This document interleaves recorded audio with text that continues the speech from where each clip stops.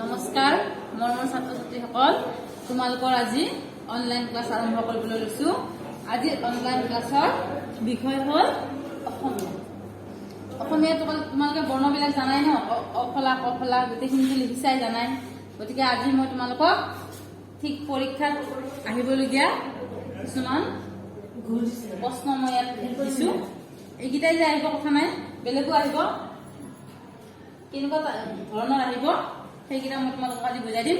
তোমালোকে ধুনীয়াকে মই দুটামান কৰি দিম, তোমালোকে বাকীখিনি ইয়াতে ধুনীয়াকে বহীত কৰিবা, কৰি পেলাই মোক দেখুৱাবা। ইয়াতে চোৱাচোন কি দিছো।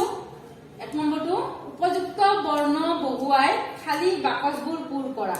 এই খালী বাকচবোৰ দেখিছানে? এয়া হয়নে? এটা আখৰৰ পিছত আছে, এইটো পিছত, এইটো পিছত, আৰু এটা আখৰ দুটাৰ মাজত, আৰু এটা আখৰ দুটাৰ মাজত। গতিকে ইয়াত কি হব? গ। আমি কৰ পিছত কি পাওঁ? খ। খৰ পিছত গ, আৰু গৰ পিছত কি আখৰ পাওঁ? ঘ। মই ইয়াত ঘটো ধুনীয়াকে লিখি দিছো, দেখিছানে? এই ঘ।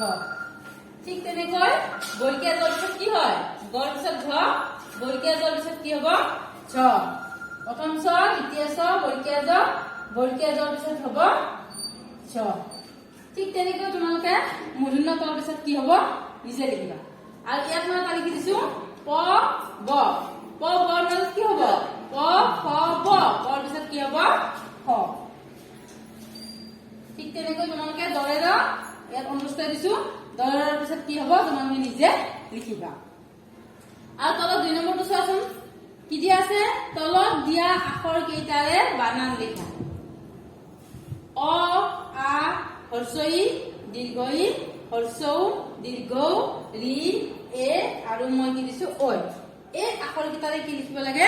একোটাকৈ কি লিখিব লাগে? বানান লিখিব লাগে। মই দুটা লিখি দিম আৰু বাকী কেইটা তোমালোকে নিজে লিখিবা। অৰে কি আছিল বাৰু? মই লিখাইছিলো নহয় ক্লাছত। অৰে কি হব? অসম। অৰে কি হব? অসম। অ দন্ত স, তাৰপিছত ম। ঠিক আৰে হব আম। ম আম হলে। ঠিক তেনেকৈ হৰ্ষইৰে কি হব? দীৰ্ঘইৰে কি হব?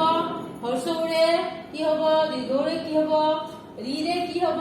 এৰে কি হব? আৰু ঐৰে কি হব? তোমালোকে এইকেইটা নিজে লিখিবা। আৰু এইখন সম্পূৰ্ণকৈ লিখিবা। তোমালোকৰ ৪ স্থানৰ বহীখন আছে অসমীয়াত, তাত লিখিবা, লিখি পেলাই মোক দেখুৱাবা। গতিকে আজিৰ অনলাইন ক্লাছ ইমানতে সামৰিছো। ধন্যবাদ।